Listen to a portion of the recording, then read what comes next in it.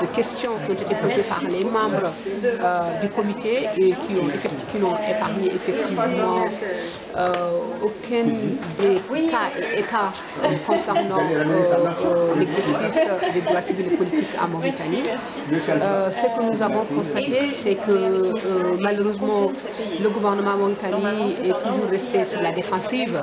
Ils n'ont pas voulu avoir, si vous voulez, une réponse consensuelle, une réponse adéquate par rapport à toutes les questions qui ont été posées. J'ai eu l'impression d'assister à une réponse qui a été donnée, parce que ce sont les mêmes réponses qui ont été données lors de l'examen des droits de l'enfant, de la Convention des droits de l'enfant au comité des droits de l'enfant en février 2019. J'ai l'impression que c'est les mêmes questions qui ont été données. Il serait honorable pour l'État mauritanien, et surtout pour ceux qui dirigent la Mauritanie. Nous sommes tous des Mauritaniens et nous œuvrons tous pour le bien-être de la Mauritanie et pour le bien-être des citoyens mauritaniens. Et il faudrait que la Mauritanie accepte quand il y a des insuffisances. La Mauritanie n'est pas le seul pays où on peut constater des insuffisances. Il y a des insuffisances, il y a des manquements, et pour pouvoir les redresser, il faudrait que les experts nationaux qui travaillent sur ces questions-là aient l'honnêteté intellectuelle de dire à l'État là où il y a le manquement et là où il y a l'insuffisance, afin de pouvoir rectifier le tir. Le fait de venir devant un comité ou devant venir une instance internationale et de se mettre dans le but d'une négation des constats qui ont été faits, je pense que ça ne sert ni la Mauritanie ni les Mauritaniens. Et encore, je pense que, comme je l'ai dit tantôt, il y a des experts honorables qui sont dans cette délégation et qui connaissent parfaitement bien le travail, mais je dis que c'est tout à leur honneur de constater qu'il y a des insuffisances, n'est-ce pas, et que ces insuffisances seront redressées dans un temps limite ou dans un temps. Le manque de moyens, tout le monde connaît les manques de moyens, les pays africains sont confrontés à un manque de moyens. Il y a l'absence des lignes budgétaires pour telle question, par exemple, je parlerai des MGF. La question des MGF, ce n'est pas d'avoir le nombre d'abandons des MGF, mais ils n'ont pas une ligne budgétaire au niveau du MASEF qui est suffisante, qui leur permet de pouvoir travailler sérieusement sur cette question. La question, par exemple, d'un procès équitable. Tout le monde sait comment ça se passe les procès au niveau de la Mauritanie. L'indépendance, c'est la raison pour laquelle il y a beaucoup de questions qui ont été posées par les membres de la commission, du comité, qui sont restés en rade. Et je dis que en tant que Mauritanienne d'abord et en tant qu'expert dans le domaine des droits de l'homme, je pense que nous risquons de passer à côté. Et ce n'est pas ça l'objectif visé. L'objectif n'est pas visé de dire l'État a fait ou l'État a acquis, etc. L'objectif c'est de dire nous avons fait mais nous avons des insuffisances et de pouvoir corriger ces insuffisances. Parce que les membres du comité sont des experts qui permettent à l'État mauritanien de redresser, n'est-ce pas, sa politique et de la mettre en conformité avec ses engagements au niveau international. Tout à fait. Et nous avons entendu que le directeur ou le conseiller du ministère de l'Intérieur dire que l'Iran n'est pas reconnu parce que c'est une organisation à caractère ethnique. Vous savez, je pense que l'Iran n'est pas le seul mouvement qui a été victime de cela. L'AMDH a été victime de cela il y a une vingtaine d'années. Nous avons été victimes et on continue encore à être victimes parce que nous sommes stigmatisés sur la base de cela. Les gens considèrent que nous sommes une association composée uniquement de Halpularen. Or, la défense d'une minorité ethnique n'a jamais été en contradiction avec les textes internationaux. Et en conséquence, le fait de refuser aujourd'hui à l'Iran d'obtenir une reconnaissance au niveau national, c'est tout simplement une manière de le refuser le droit à l'association, le droit à la réunion, mais le droit surtout de discuter, n'est-ce pas, et de planifier les droits d'une communauté qui, dans tous les cas jusqu'ici, a été lésée de ses droits principaux. Ouais. Et je pense que c'est une politique que l'État mauritanien met en avant en exigeant, parce que le quota ethnique ou le quota populaire, ça n'a jamais servi dans un État. Si nous voulons être un État démocratique, il faudrait qu'on sorte des chantiers bâtis, n'est-ce pas, de dire qu'on va passer par des quotas, ce n'est plus de mise, nous sommes au XXIe siècle, et donc il faudrait passer plutôt au respect des droits des minorités et à la participation, n'est-ce pas, proportionnelle de toutes les personnes. Et malheureusement, ils ont voté aussi la question du passif humanitaire. Ils n'ont pas voulu répondre. Oui, ils ne vont pas répondre à la question parce que c'est une question qu'ils pensent qu'ils doivent déjà avoir avoir réglé. Mais ce qu'ils oublient, c'est que nous sommes dans le cadre international. Nous sommes sur le plan du droit, de l'application du droit international.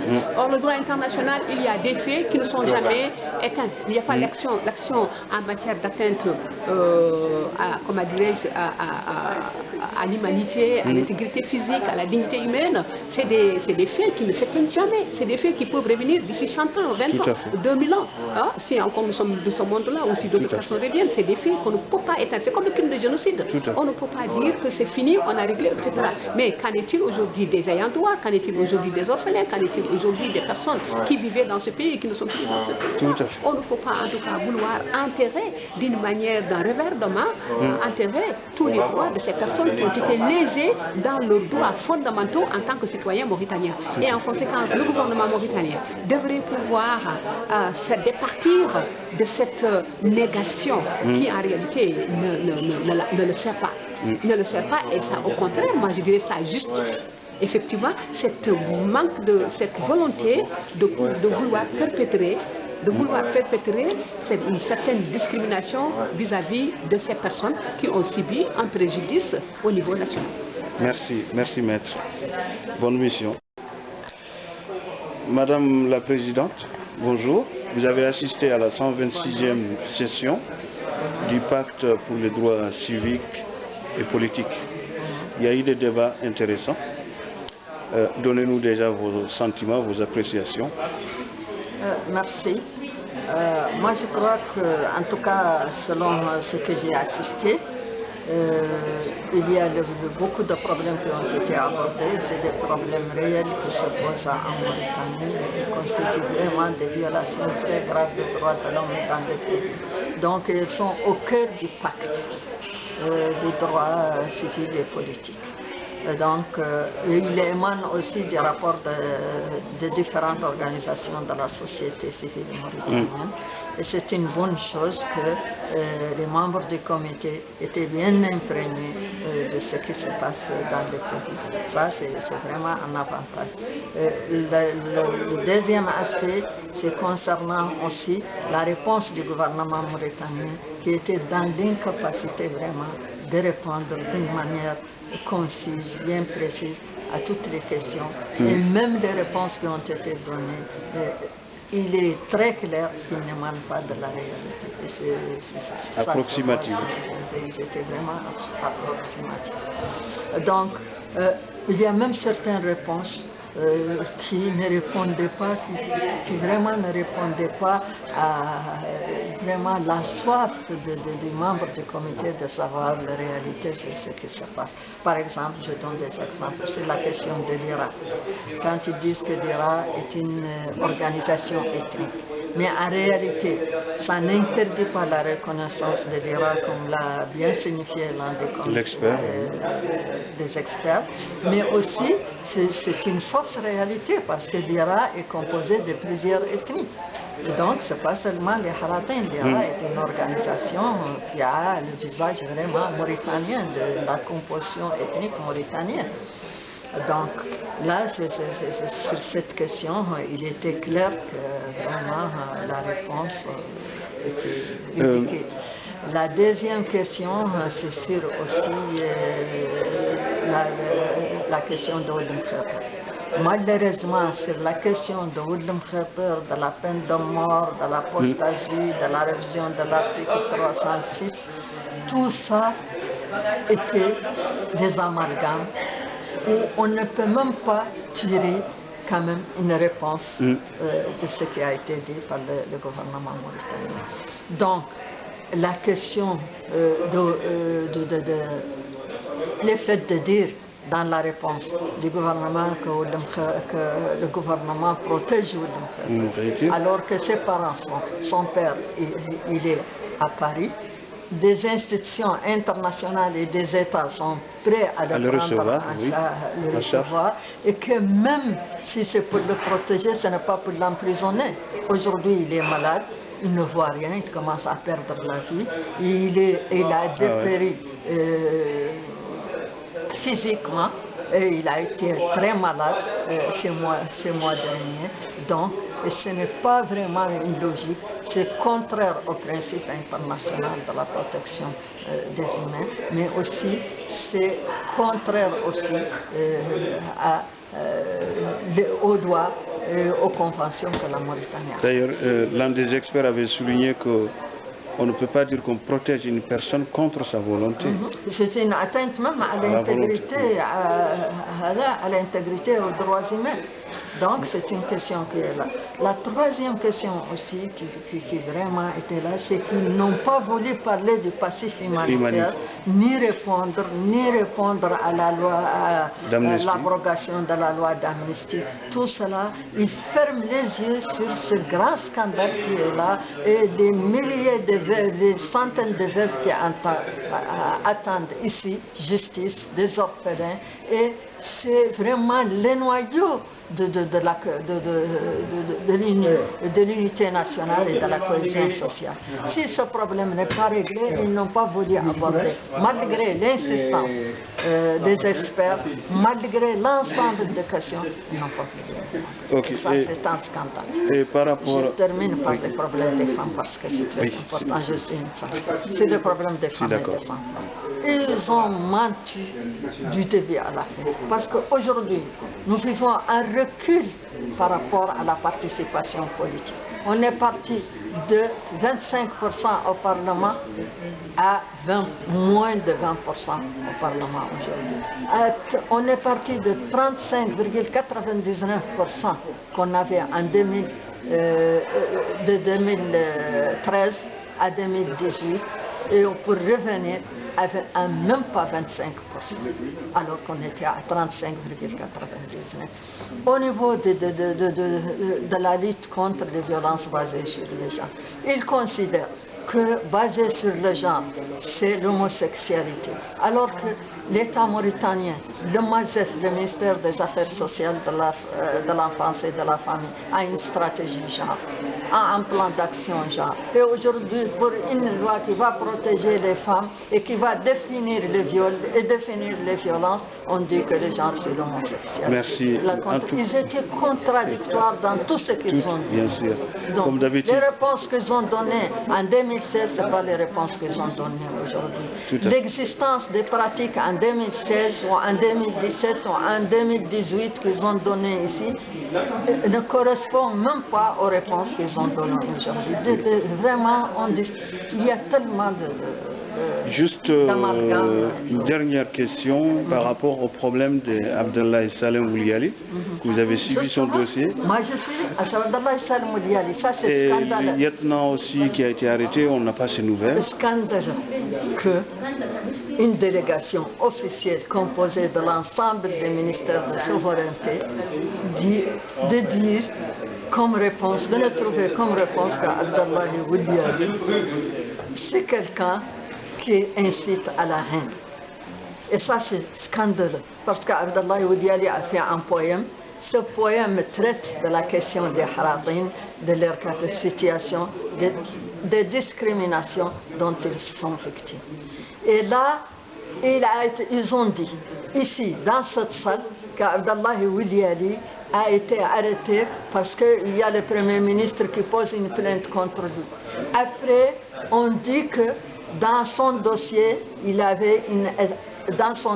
l'élément qu'on lui rapproche, c'était l'atteinte à la sécurité de l'État, par ce poème. Donc c'est flagrant. C'est flagrant. C'est un mensonge. C'est des mensonges. Et vous avez des nouvelles du lieutenant qui est pris avec Woulgada? Le lieutenant qui a été pris avec Woulgada. Woulgada. Le lieutenant, non, le lieutenant, on lui a donné une voiture, on lui a donné l'argent, il a disparu, il a témoigné sur Woulgada. D'accord. Donc on lui a promis de le faire quitter du pays.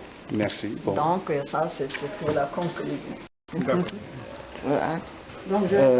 Président Sarr, merci de nous accorder cette interview. Vous avez assisté à la 126e session du Comité des droits de l'homme sur les pactes civils et politiques.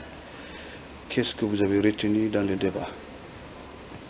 Bon, effectivement, nous on avait bien voulu assister pour d'abord l'environnement et surtout écouter aussi bien la délégation mauritanienne que les experts.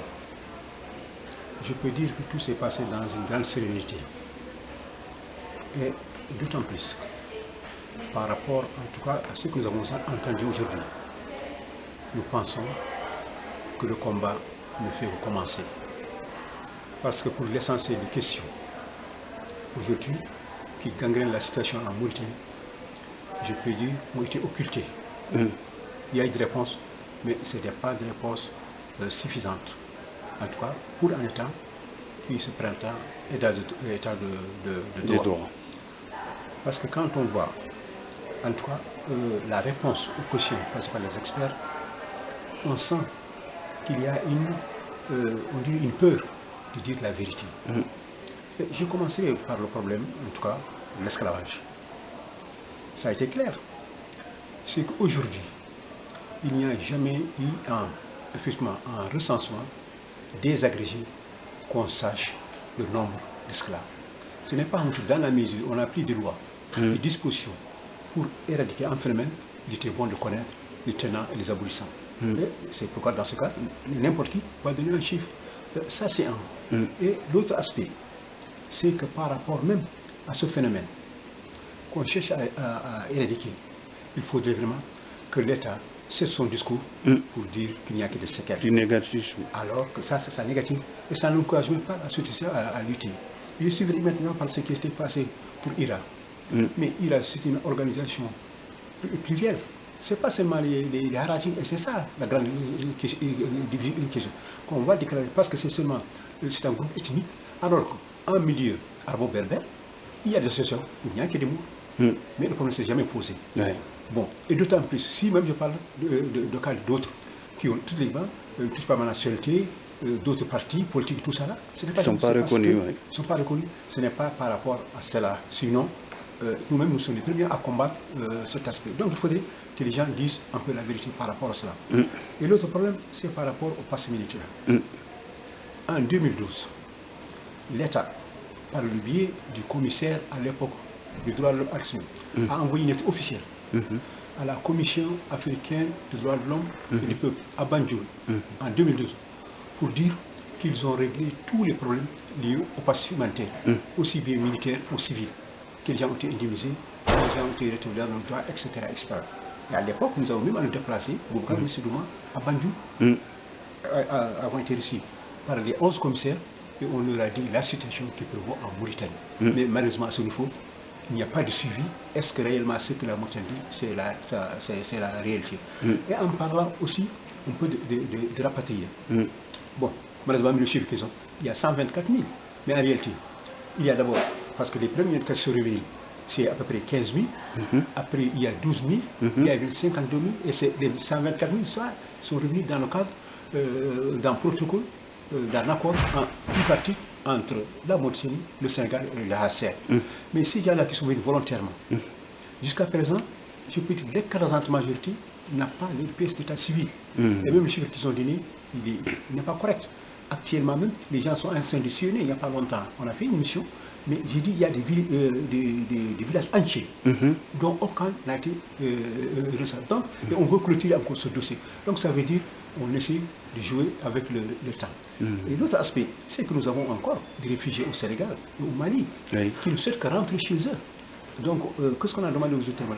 C'est de faire un accord tripartite entre le Mali, la HCR et la Mauritanie pour faire la même démarche qui s'est passée au Sénégal. Parce que ces gens-là cherchent à rentrer, mais c'est bouché. Pour eux, c'est un dossier qui est clôturé. Il faut plus en parler. Et donc, ça veut dire aussi qu'il est important de parler de ça. Par rapport, en tout cas, aujourd'hui, on peut dire à la liberté d'expression. Il n'y a pas de liberté d'expression. D'abord, aujourd'hui, on nous empêche, alors que pour faire, c'est-à-dire une réunion, dans un ou autre, c'est une simple demande. La texte est clair. Mais maintenant, c'est une sorte d'autorisation. Il faudrait demander au préfet, il ne t'accorde pas, mais c'est sûr aujourd'hui qu'on peut dire que les hôtels nous sont interdits. Parce que parfois, tu demandes à l'hôtel, tant que vous n'êtes pas autorisé. Et on te promet l'autorisation, on attend jusqu'au jour, il n'y a pas d'autorisation, et c'est la police qui vient te dire, vous n'avez pas d'ouvrir. Nous sommes maintenant obligés à chaque fois de prévoir la solution B dans nos sièges. Donc tout ça, c'est pourquoi. pour ces réunions pacifiques qui sont réglementées, plus il y a un. Par rapport aux manifestations, toutes ces manifestations citées, ce n'est pas des manifestations. Ça, c'est des véritables manifestations qui défendent, en tout cas, la promotion des droits humains, des libertés, ne sont pas respectées. Parce que pourquoi? C'est-à-dire qu'il y a toujours quelque chose derrière. Surtout quand on manifeste par rapport à tel problème de violation de droits de l'homme, c'est ça une manifestation. Mais une reprise, les gens sont réprimés gratuitement. Alors, la force de la police est toujours utilisée. C'est pourquoi toutes ces formations dont tu parles n'ont pas d'intérêt. Parce que la première action des policiers, c'est de réprimer, c'est de violenter les gens. Vous accédez à la police, la première chose, c'est la torture. Alors que si effectivement toutes ces stratégies de formation, tout ça, si les gens étaient imbibés, certainement certaines actions ne se feront pas. Donc c'est un aspect qui est important. Juste parce qu'ils ont occulté quand même la question grave des crimes de sang. Le gouvernement mauritanien n'a pas voulu répondre, malgré l'insistance des experts par rapport à la loi d'amnistie, mais aussi par rapport à quelle solution envisage-t-il? Voilà, mais tu vois, c'est une question très intéressante. Ils ne veulent pas répondre à cette question parce que les responsables encore sont au pouvoir. C'est des gens qui occupent des postes stratégiques et aucun aujourd'hui n'ose parler de la loi d'amnistie. Parce que si on en parlait, ça va permettre en tout cas à toutes les victimes de porter plainte, aussi bien en Mauritanie qu'à l'extérieur. En Mauritanie, c'est exclu. Et d'autre part, c'est qu'ils savent que ça va en tout cas régénérer une situation qu'ils veulent occulter. Il n'y a pas eu de crime en 2012. Alors ils savent ce qui s'est passé. C'est pourquoi, ici, le seul combat, c'est de continuer à exiger, en tout cas, heureusement, au niveau, par exemple, en tout cas, de ces experts, il y a beaucoup d'espoir que de plus en plus, ils vont les faire comprendre la réalité. Et d'autant plus, avec tous ces rapports spéciaux qui viennent et qui réitèrent chaque fois les mêmes problèmes, ils vont savoir qu'ils ne peuvent pas clôturer ce genre de dossier. Bon, si je prends l'exemple, nous, pour les 6 candidats, on avait fait un manifeste pour leur dire, si vous êtes élu, est-ce que vous êtes prêts à résoudre ces questions? Bon, il y a trois candidats qui ont répondu, les autres n'ont pas répondu. Parce qu'ils savent qu'aujourd'hui, n'importe quel régime qui viendra, il est obligé d'accepter un dialogue ouvert pour aborder ces questions. On ne cherche pas à tuer les gens.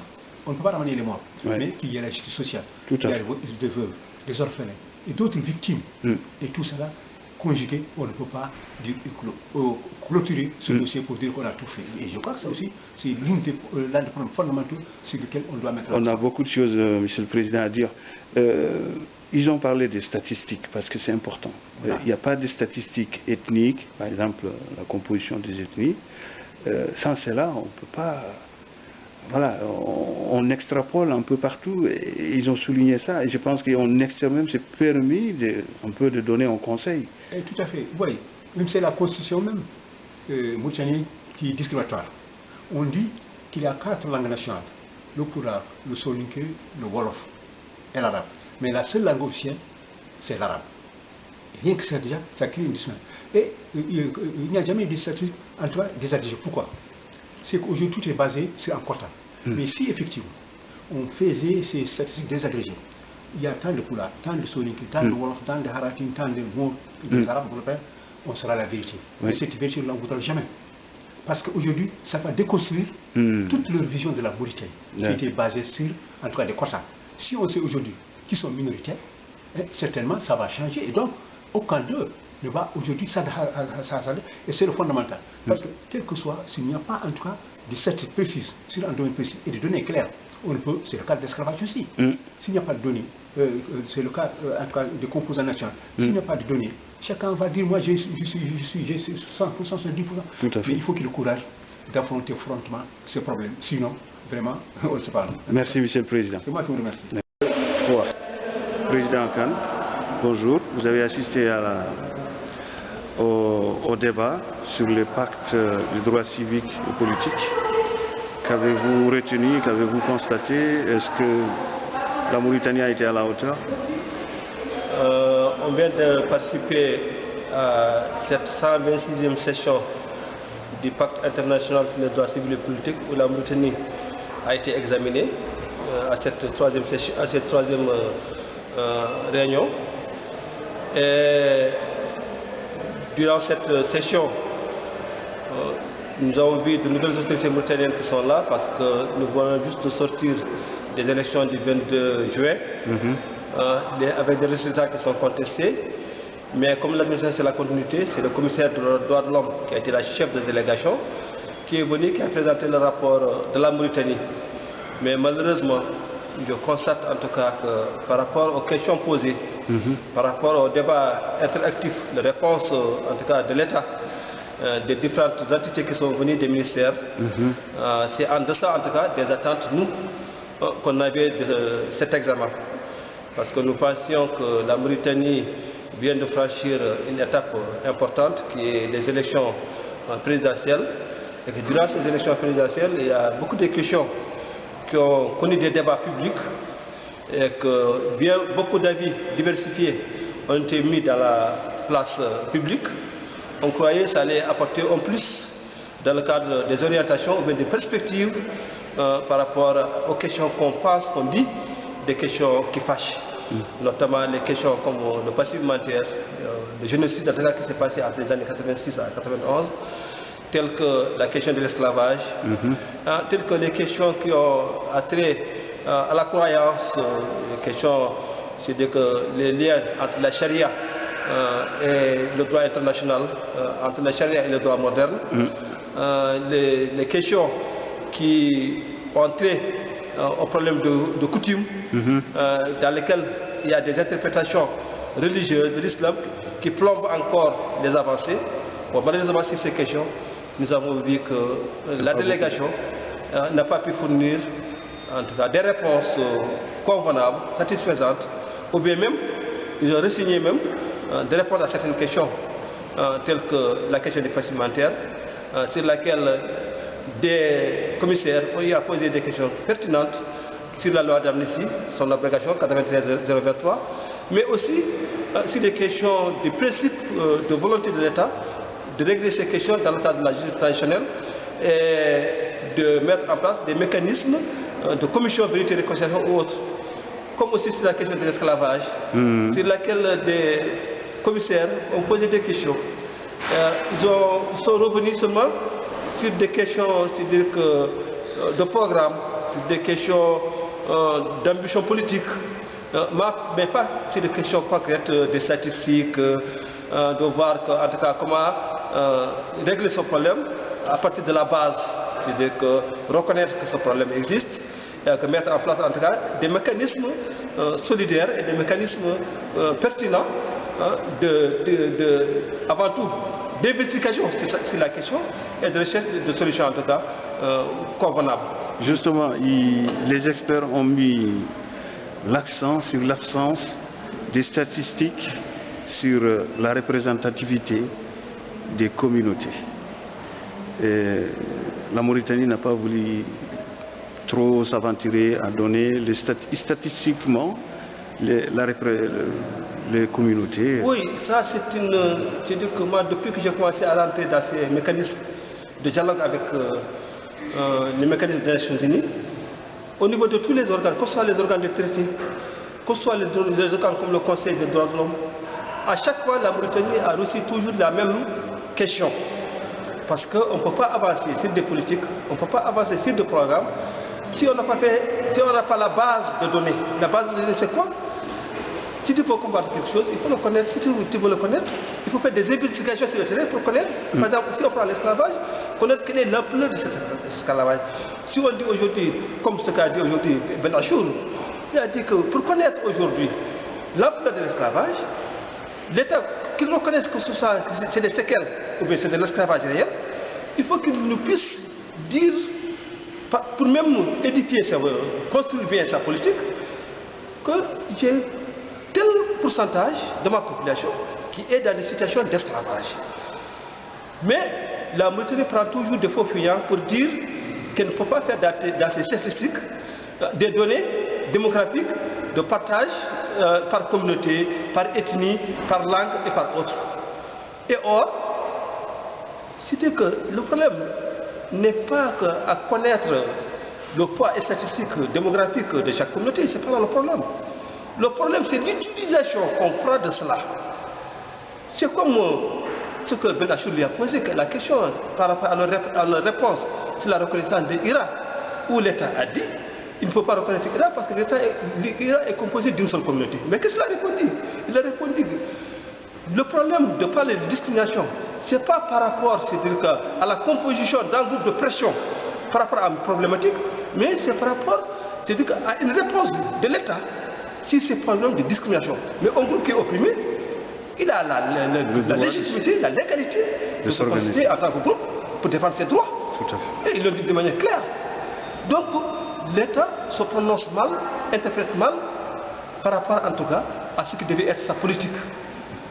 À ce qui devait être sa politique. Parce que ce que les Nations Unies leur demandent, ce que les partenaires leur demandent de faire, c'est ça qui va l'aider aujourd'hui à pouvoir sortir de ces problèmes.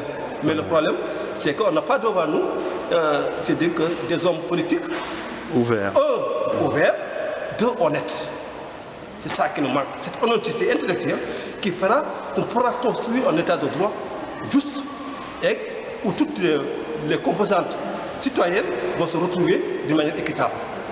Merci, Monsieur le Président.